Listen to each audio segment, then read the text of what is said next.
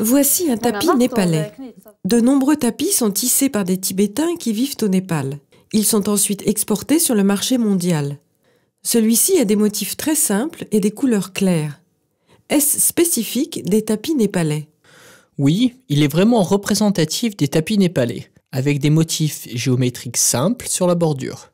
Dans le cas présent, on voit qu'il y a les mêmes couleurs au milieu et sur la bordure, mais avec des nuances légèrement différentes, uniquement pour faire ressortir les motifs. Il est assez courant aussi de rencontrer des thèmes d'inspiration chinoise.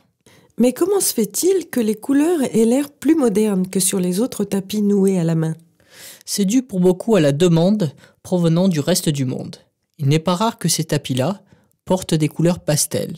Dans cette région précisément, on fabrique des tapis à la demande. Il est extrêmement moelleux et agréable. En quoi est-il fait?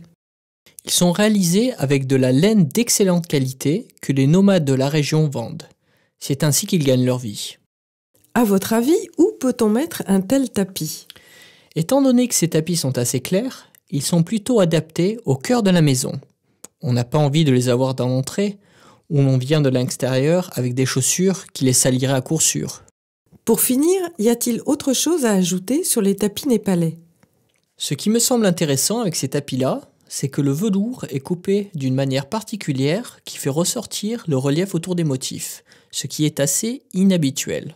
Au Népal, on fabrique pas mal de tapis sur commande à la demande d'agences de design occidentales, comme celui-ci par exemple, qui fait partie d'une collection danoise qui s'appelle Feel Good Rug. Ces tapis-là sont justement fabriqués sous le contrôle d'une organisation danoise d'aide au développement. Oui, ce design est vraiment extra. Donc ces tapis qui viennent du Népal conviennent parfaitement dans un intérieur moderne.